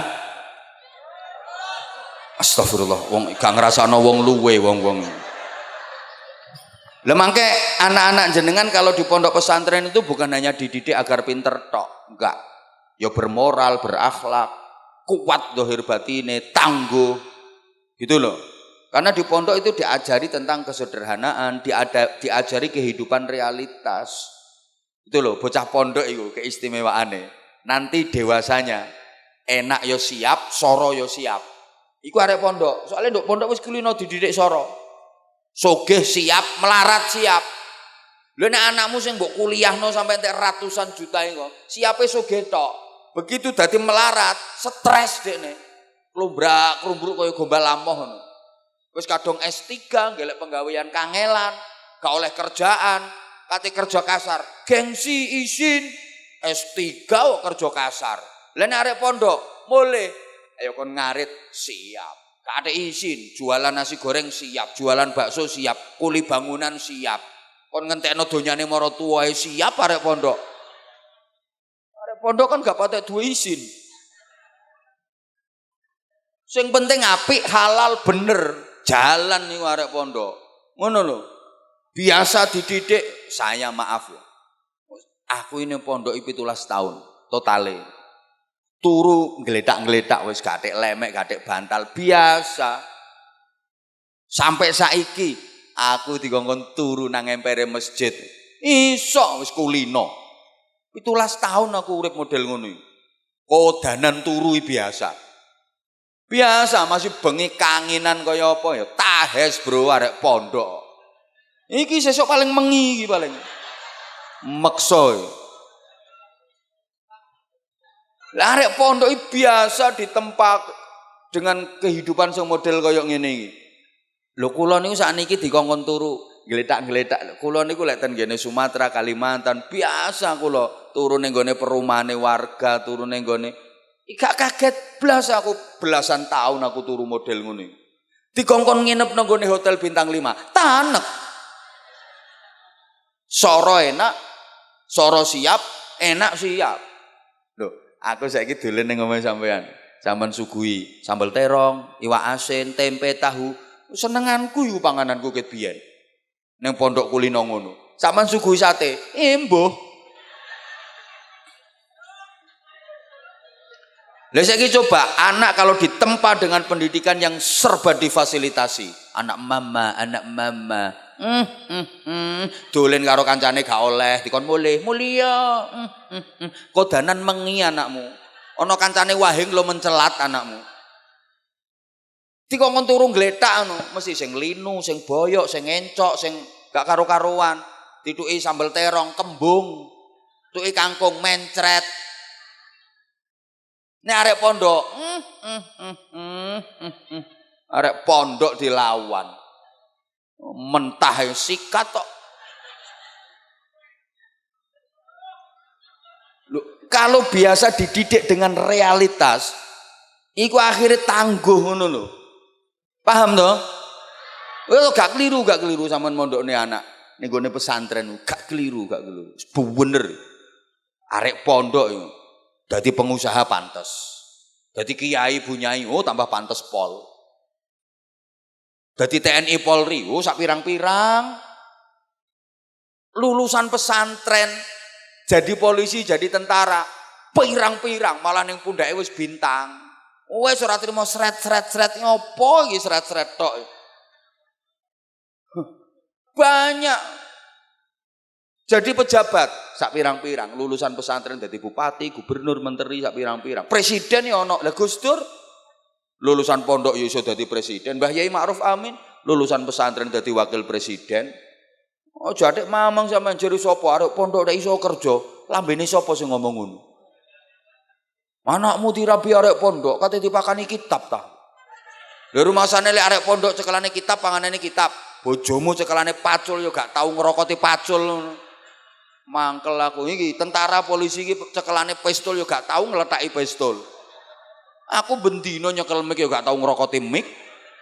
Mangane tetep sego. Arek pondok gak duwe penghasilan. Lambene sapa sing ngomong ngono? Maaf, iki sing pidato ning ngarepmu iki arek pondok. Kalau ditanya soal penghasilan, ayo. Ayo, wong kene sapa sing penghasilane paling akeh? Ayo duwen nambah iki, ayo. Jarene arek pondok gak duwe penghasilan. Ayo. Tak tuku ndasmu kapok. Mangkel aku ngene. Aku iki paling lara ati arek pondok diremeh-remehno iki paling lara ati. Itu apa di pondok ada kekerasan? Leh. Pondok itu puluhan ribu, 40.000 lebih pondok pesantren di Indonesia. Kalaupun ada maaf misalnya kasus kekerasan 1-2, itu satu pondok, jangan digebyah-uyah kabeh pondok ngono. Puluhan ribu yang lain pondok-pondok pesantren baik-baik saja, nggak ono apa-apa kok. Ngono lho. Sama kan? Di Polri juga ada kasus jenderal mateni anak buah dhewe, tapi tidak semua Polri seperti itu. Ojo digebyah polisi ala kabeh. Ngono lho. Krungu kupingmu. Lho tentara ya gak kabeh apik, ya oknum tentara sing nakal ya ana. Ngono lho. Lah saiki pondok kon apik kabeh gak ana, donya tanpa cacat iku gak ana. Ada 1-2 pesantren yang seperti itu, tapi puluhan ribu pesantren sing apik-apik kae, matamu gak ngelihat itu. Ngono terus langsung ojo di pondokno nanti ada kekerasan gini-gini, pembulian gini-gini. Itu kasusnya di 1-2 pesantren. Sementara pesantren-pesantren yang lain apik iku gak mbok tonton, gak melek, matamu iku gak melek. Ngamuk ya aku. Pokoknya urusan pondok kadek dielek-elek ngamuk aku. Sementara ini pondok itu dianggap pendidikan sing kastane terendah. Anakku nek prestasine apik, pinter, sekolah ning sing unggulan, standar internasional. Bayare larang gak apa-apa. Kok lek gak patek pinter ya madrasah. Goblok katek nakal, pondokno ae. Ya pondok itu dianggap bengkel. Isine arek guaan tok. Sopo sih gak mangkel nek dianggap ngono? Mangkel aku. Nek tak tutukno tak saduki siji-siji kok ngomong iku.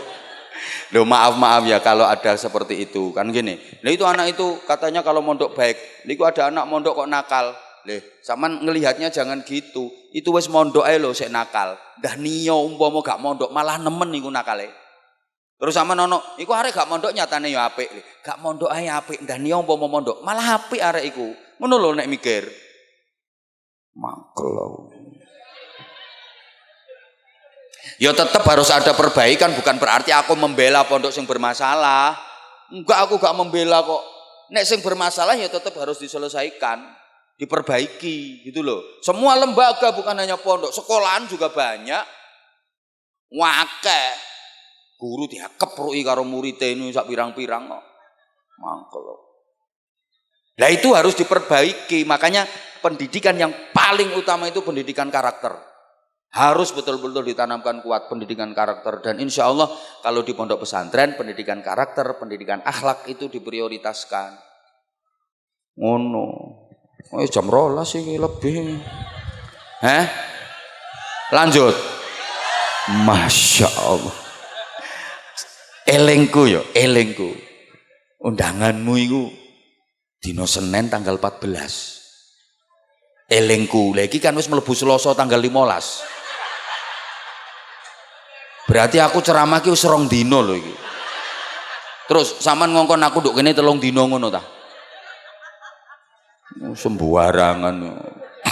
Ya terus ulama ya Ummul Qura ini kepingin mencetak generasi ulama yang bukan hanya alim tapi juga arifun bimasalihi man haulah, karena ulama itu yo mimpin santri yo mimpin masyarakat. Lah mimpin masyarakat niku angel, sik gampang mimpin santri. Santri ku meskipun puluhan ribu manut karo kiyaine. Kiyaine ngongkon ngulon puluhan ribu santri ngulon kabeh. Gak kira wani ngetan ngalor ngidul. Soalnya dok pondok itu ada lembaga tertinggi yang ditakuti semua santri. Namanya Lembaga Departemen Kualat. Ya ono sing wani bantah kiai. Tapi nek masyarakat angel mimpin masyarakat. Kok masyarakat sak pirang-pirang? Masyarakat 10 ilang angele pol. Paya pilkada, kiai ini ngomong, ayo milih calon A, jerene sing 7. Sepurane Pak Kiai, aku soleh duit teko B. Iku wonge guyu iku wonge longgo iku.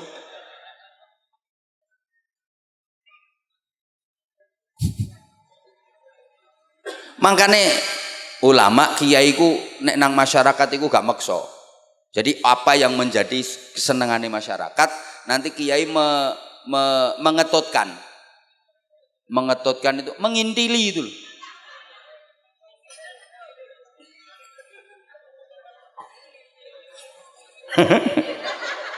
ya mengetutkan, sehingga kalau dalam tembang Jawa diungkapkan dengan cah angon. Jadi kiai itu harus punya jiwa angon. Angon itu ngemong. Angon ini kan ngetutno sih. Kayak angon wedhus endi to, mau wedhuse mau man endi sih. Namanya angon itu ngetutno, manggone nang burine wedhus. Ngetutno, apan wedhus iku mlakune wis bener dijarno. Tapi kok nek keliru, baru ngono. Iku angon. Lah nek nduk garepe wedhus dudu angon niku blantik. Gelem gak gelem wedhus diseret ae nganti gulune ketekek melet-melet diseret ae. Mulane sampean lek milih pemimpin niku milih pemimpin sing angon, ojo pemimpin blantik, ketekek gulumu nganti melet-melet kon. Ngono lho. Niki angon masyarakat kok senengane rengeng-rengeng, senengane tembang-tembang. Oke, para wali, para ulama menciptakan tembang sehingga ada tembang-tembang semacam seluku-seluku, coblek-coblek, gondol-gondol, turi-turi. Itu ngono carane. Paham tak gak ngene iki? Lho orang belum ngerti Quran, belum ngerti hadis, enggak langsung dicekoki qala ta'ala qala nabi. Orang Jawa itu lesane kan susah toh ngucapin huruf Arab. Susah dikongkon Syawal, Dzulqa'dah, Dzulhijjah, Muharram, Safar, Rabiul Awal, Rabiul Akhir, Jumadil Ula, Jumadil Akhirah. Angel enak Sawal, Selo, Besar, Suro, Sapar, Maulud, Batu Maulud, Madil Awal, Madil Akhir, Rajab, Ruwah, Poso. Penak ngono. Wong Jawa ridho diwaca lila, duhur ya luhur, fardu ya perlu. Ana wong jenenge khairun celuk kirun. Abdullah ya kang dolah, Abdul Razak dol raja. Yang nemen nih ana wong jenenge Abdul Majid diceluk dol genjit.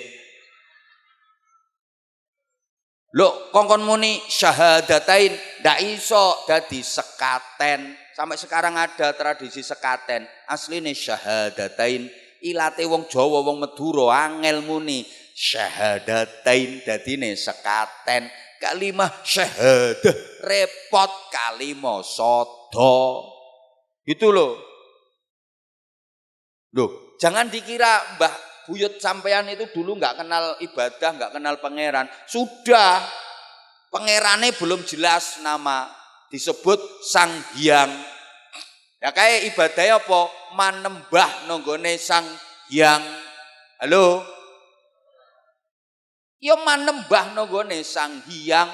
Makanya wali begitu mengajarkan ibadah pertama, nggak disebut sholat, tapi disebut sembah yang ini ben gampang diterima karo mbah-mbah kita.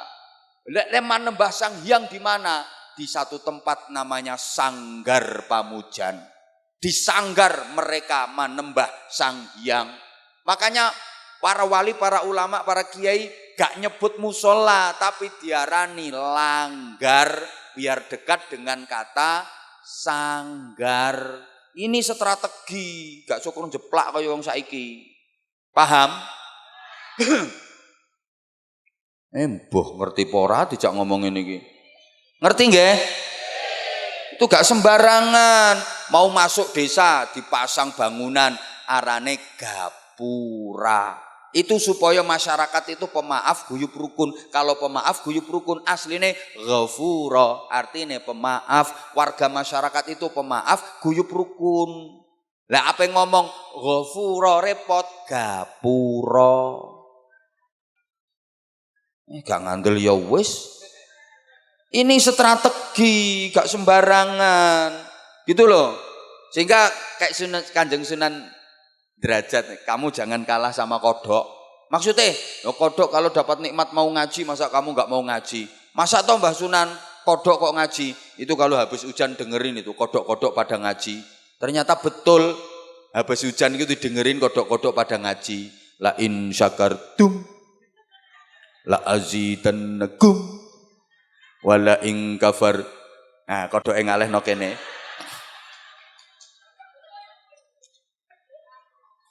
Yang kodoke gak pati iso ngaji ya mek qul huwallahu ahad, qul huwallahu ahad, qul huwallahu ahad, qul huwallahu ahad. Ana kodok sing oon ya mek qul ing kuntum, qul ing kuntum, qul ing kuntum. Ngaji. Do ayat Quran yusabbihu lillahi ma fis samawati wa ma fil ard. Semua makhluk bertasbih kepada Allah. Iku diekspresikan karo bebek. Krungumu laan bebek ki mek maca tasbih asline bebek subhanallah subhanallah subhanallah subhanallah. Sunan Giri kae nek dawuh aja kalah karo tawon. Maksudnya ya napa? Lho tawon niku zikir terus. Tawon miber kae. Bukan hanya gembrembeng zikir itu. Allah Allah Allah Allah Allah Allah Allah Allah Allah Allah Allah Allah Allah Allah Allah Allah. Lek gak percaya nyekelo siji templekno kupingmu. Rungokno. Kowe nek cetet Allah ora. Kok kalah. Syukur sing akeh syukur nek oleh nikmat, mosok kalah ambek sapi. Sapi iki mari dikei mangan ngombe langsung syukur. Alhamdulillah. Sapa ngomong persismu? Kamu kok nggak mau syukur? Dulu, was.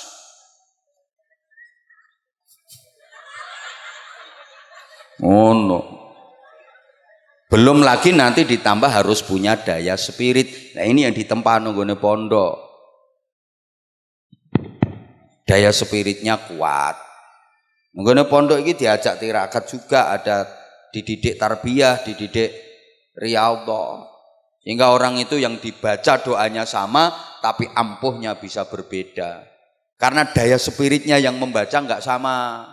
Nu kiai-kiai sepuh biyen ku lek donga biasa kadang-kadang gak fasih. Allahumma inna nasaluka salamatan fiddin wa ngafiyatan fil jasadi wa jiyadatan fil ilmi wa barakatan fil rezeki tobatan qoblal maut rokematan ngindal maut hawin ngalaina fi sakaratil maut. Kene kiai-kiai sepuh ngono kae ndonga, aku amin kok Bu. Tak amini, aku yakin dia mustajabah doanya. Mergo siji ikhlas, dua kiai ngono ku yakin ora iso gawe proposal. Yo enggak pernah ngrubah kwitansi. Mandi dongan. Lah sing anyar-anyarane fasih-fasih. Rabbana ajina. Ya atina sik kurang fasih. Ajina fid dunya hasanah wa fil akhirati. Ileh muni khai sampai intil-intile protol. Aku males kon ngamini. Males. Pemane sobone pendopo kabupaten intak-intik gawa proposal. Males fasya kaya apa. Kalah karo sing tuwa-tuwa mbiyen. Wis gak mari-mari iki engko. Moh yo kesel yo. Insyaallah nanti lain waktu disambung lagi. Insyaallah. Ayo saya ngomong sarung mangga mau sapa tak sarung. Ayo berdiri. Ayo berdiri mana? Ah itu. Mana tadi? Sing ndi kok? Oh iya sampean. Sampean suarane sampean kok. Mas ada mic yang wireless enggak, Mas? Ada mic yang wireless. Ya. Kan sering nonton berarti makanya dia langsung sarung mangga. Mas operator enggak ada mic-nya. Nggih. Nyuwun tulung. Nyuwun tulung. Nggih. Nih kayak nama saya. Halo. Mas operator mic-nya yang ini. Oh ya udah. Nggih. Endi wonge? Ya ini, udah. Salam dulu, Mas. Assalamualaikum warahmatullahi wabarakatuh. Waalaikumsalam warahmatullahi wabarakatuh. Namanya, Mas? Muhammad Daniel Kiromi. Muhammad Daniel Kiromi. Danang Kiromi. Daniel. Nggih. Masya Allah. Panggilannya? Danil. Nek kene arek saiki yo dicelukku Danil sampean. Alamatnya mana Mas Danil? Taji Sumber. Kecamatan? Probolinggo. Oh, Kecamatan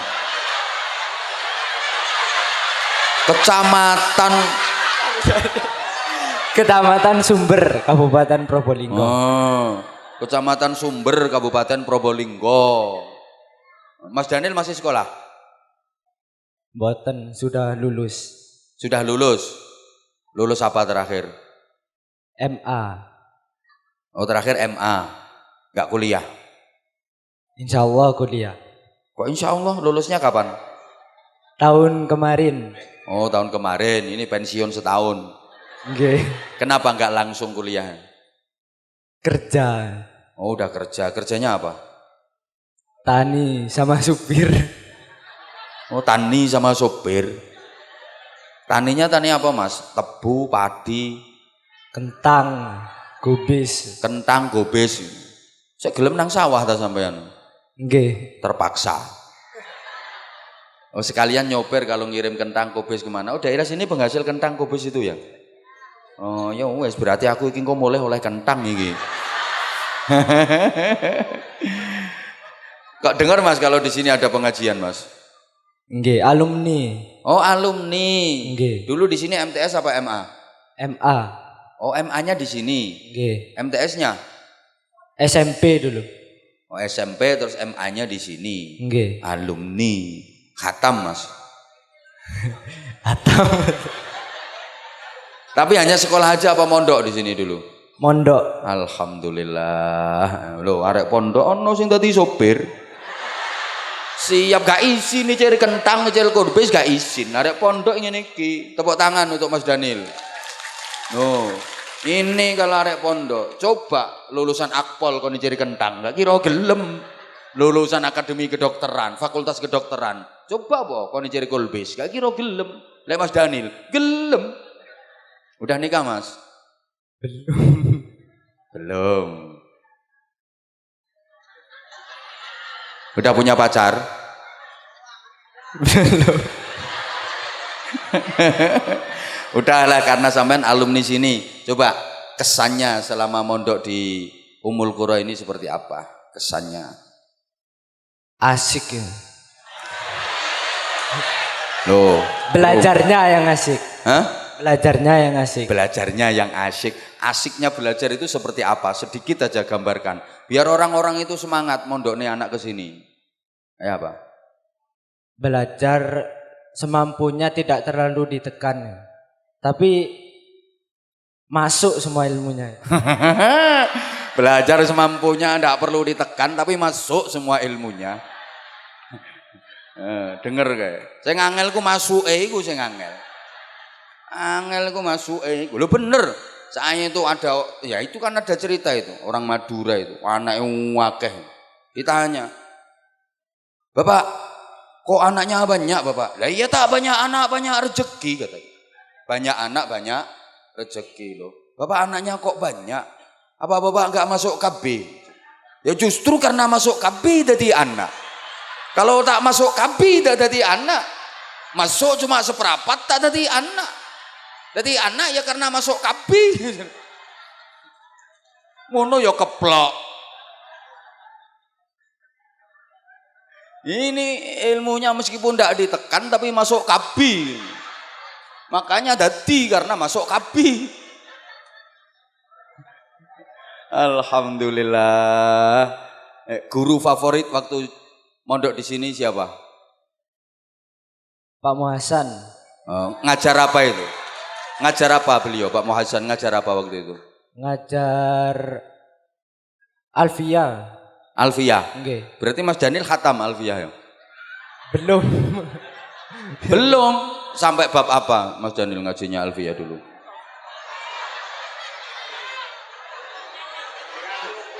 Lupa. Lupa.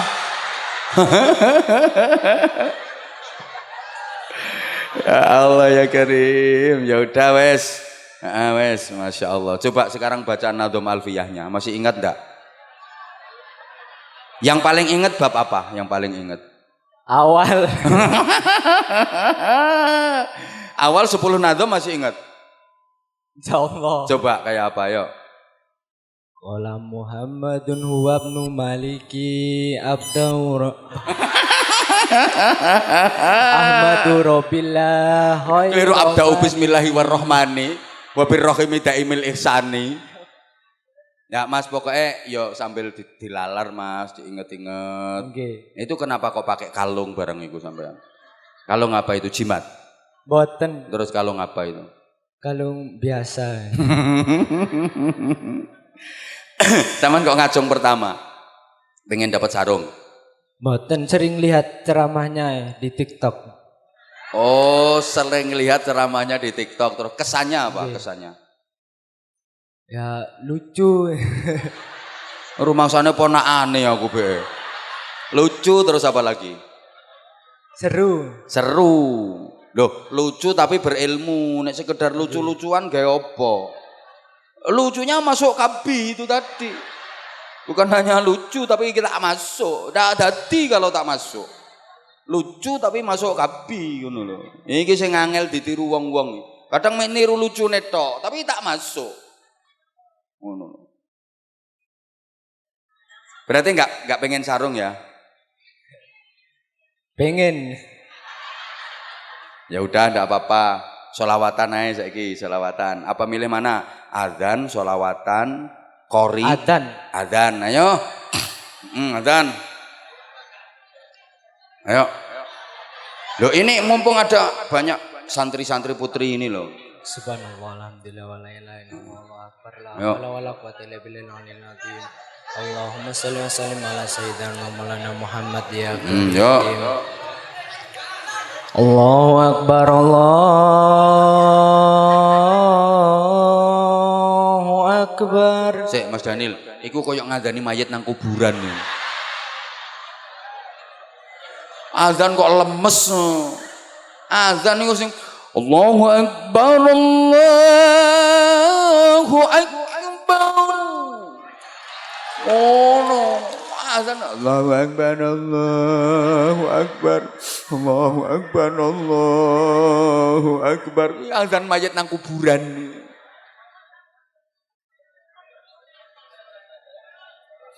Ya udah. Kiainya sini namanya siapa? Gus Maimun. Gus Maimun. Orangnya mana? Ya udah, kamu sudah nggak menangi Kiai Sepuh? Mboten. Mboten, wis Gus Maimun iki ya. Nggih. Nah, ya udah, doakan Gus Maimun. Nggih. Kok nggih piye saiki nek didongakno? Semoga Gus Maimun Semoga Gus Maimun lebih sukses ke depannya. lebih sukses ke Amin. depannya terus. Amin. Sehat. Rezeki rezeki lancar. Rezeki lancar. Panjang umur. Panjang umur. Sudah. Sudah, ya wes. Kayak sarung. Nah. Ini sarungnya kayak yang tak pakai ini Mas Daniel. Jadi mangga yang tradisi. Tapi kata-kata dulu. Terima kasih. Iya sama-sama, tapi kata-kata kayak di TikTok itu. Sarung mangga ya. Sarung mangga, sarungnya anak muda. Nah, terus. Nggak pakai sarung mangga, kelihatan mangganya.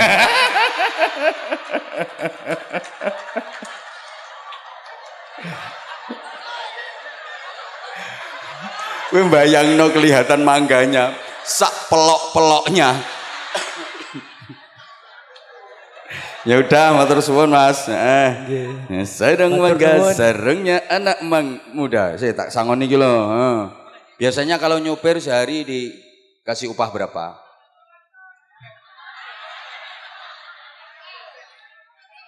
100. 100, ya udah. 200 nggak apa-apa.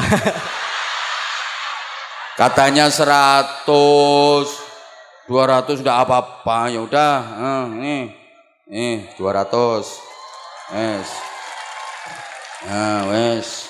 Enak. Nggih. Sarung mangga, sarungnya anak muda. Enggak pakai sarung, kelihatan mangganya.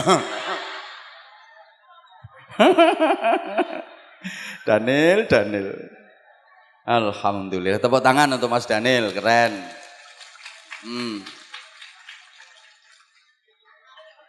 Ya udah.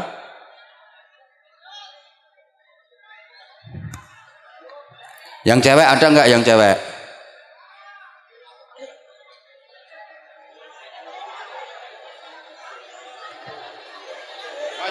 Ayo enggak apa-apa yang cewek mana? Ah ya sini, kayak itu. Ayo enggak apa-apa, Dok. Nah, mic-nya kasihkan sana. Enggak usah enggak usah ke sini juga enggak apa-apa, dari situ. Geser ke sini. Di sebelah pagar sini loh, Dok. Sebelah pagar sini, nggih. Ya. Dah, di situ enggak apa-apa.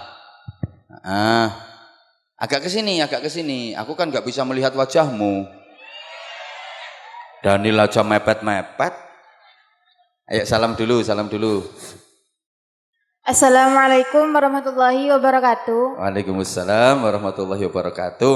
Namanya siapa? Perkenalkan, nama saya Luluul Mukarromah, biasa dipanggil Lulu. Biasa dipanggil Lulu.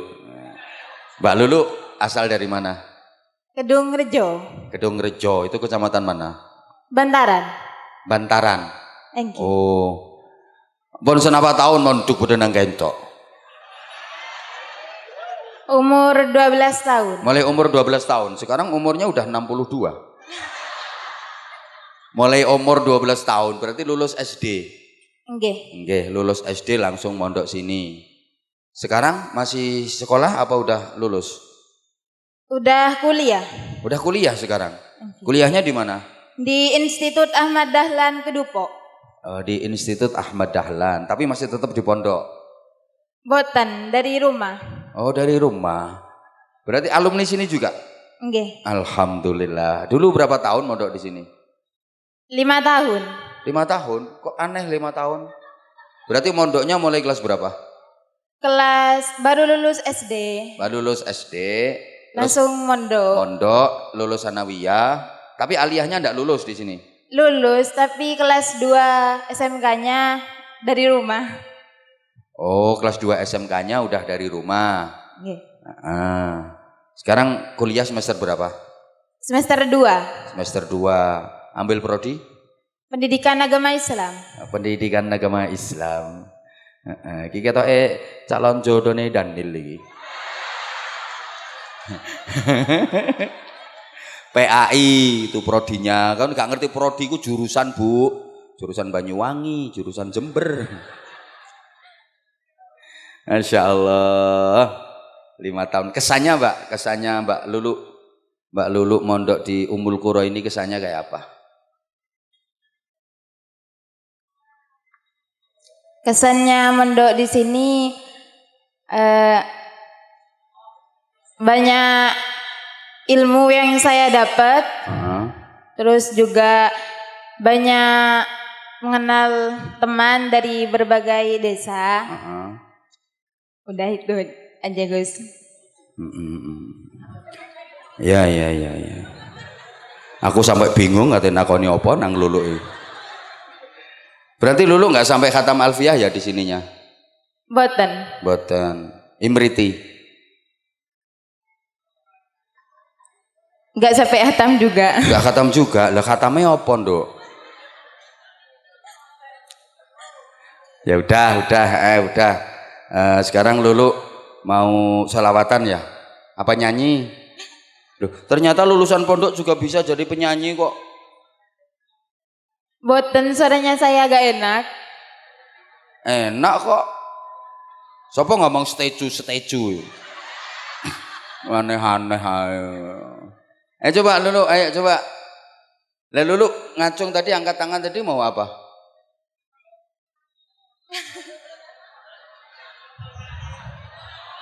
Ya Lulu. Enggak, pengen ngacung aja. Pengen apa? Gimana?